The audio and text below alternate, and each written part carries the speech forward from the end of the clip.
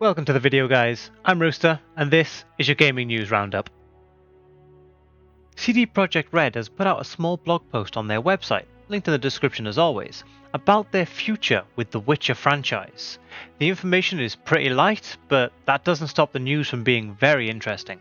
Along with a small image of a Witcher medallion sitting in the snow, more on the medallion in question in a moment, we have in very typical Witcher text the title The Witcher and A New Saga Begins. This statement of a new saga supports statements made by CD Projekt Red a long time ago, not long after The Witcher 3, about how they felt their story with the ever-loved White Wolf himself, Geralt of Rivia, was finished. They had said they had no intentions at the time to make The Witcher 4, meaning a direct sequel to Geralt's story, but that didn't mean they would never return to the Witcher franchise.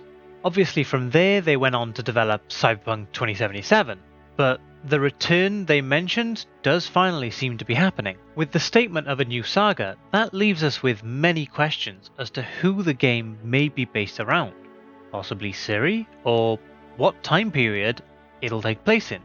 This game could take place years before or after the story around Geralt and Ciri, and could very well be an entirely new setting, simply based in the Witcher universe. Now, as promised, back to the medallion. Many may have noted that the medallion is not the legendary medallion of the Wolf School that we all know and love, and is in fact an unknown medallion at first glance. Many members of the community did however point out its resemblance to the medallion of the Link School, which for reference is not officially canon in the books or games at this time, but CD Projekt Red community director Robert Malinowski, probably butchered that name, I'm sorry, has been reported stating that the medallion does in fact resemble a Link's, so maybe the plans are to bring the Link School into canon with this new saga. Lastly, we also know that the new Witcher game will not be developed using the CD Projekt Red in-house engine, Red Engine, that previous games have been developed on, and have instead brokered a partnership with Epic to develop the game on the incredibly impressive Unreal Engine 5. Very impressive news, but don't expect any more news anytime soon. This announcement is simply a confirmation of the project's existence and development starting. I expect many years of development, and likely a fair few years before we start seeing details about the game itself. In a rather shocking turn of events, Epic Games have made a pretty huge change to Fortnite in the latest season by adding a new game mode which removes the building mechanic Fortnite is famed for. This has had a very mixed response from the player base, with some claiming it's the worst thing ever, removing the very mechanic that set Fortnite apart from all the other cookie-cutter battle royale games, and others wishing for the game mode to stick around forever, saying it feels great. The building mechanic is often the main thing that turns many players away from Fortnite, so this may just be the perfect time for those who like the concept of Fortnite but hated the building to jump in and try it out. Find out if the building really is the only thing that's been stopping you from playing this game all this time. A user on Reddit using a throwaway account for obvious reasons posted to the subreddit Apex Uncovered with a huge amount of information, uploading a link to a folder of so much stuff.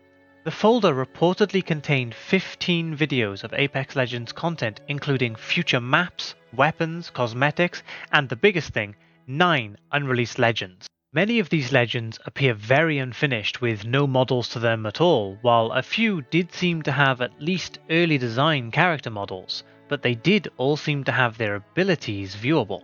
I'll link an article from Charlie Intel down in the description for those who would like to check out everything in the leak, including links to the Reddit posts in question, but I won't detail or showcase any of the leaked content in this video, sorry. But if this leak is accurate, which honestly it does seem like it might be, this is potentially one of the biggest leaks I've ever seen. A report, linked down below for those who want to read the whole thing, posted on Xfire by Tom Henderson, a leaker with a strong track record who also leaked a lot of accurate information about Battlefield 2042 prior to the launch, comes in with bold claims about the next Battlefield game. Henderson claims that the next mainline installment to the Battlefield franchise has entered pre-production, moving away from the future setting and returning to a modern setting. One inside source has said that valuable lessons have been learned following the release of Battlefield 2042, but honestly, we've heard all of this before, DICE, so how about this time you actually prove it? DICE were more than just a little bit confident that Battlefield 2042 was going to be a major hit with fans, but I'm sure we all know how that turned out. Henderson goes on to say that originally Battlefield 2042 was going to be the new foundation for the future titles as Battlefield transitioned more and more into a hero-style shooter, but with the very harsh criticism of the 2042 specialist system, this plan may have been changed and we should be returning to a more traditional style Battlefield. Well, we can only hope they really have learned this time, but I'm going to hold my breath until we get some actual concrete details. The Skyblivion team have put out their latest dev diary, linked down in the description below for those who want to watch it. It's 15 minutes of very well crafted discussion and footage of what the team has been working on, and let me tell you, they've been working on a lot. For those who don't know, the Skyblivium Project is a modding project which aims to completely recreate the entire Elder Scrolls IV Oblivion game in the Elder Scrolls V Skyrim's engine.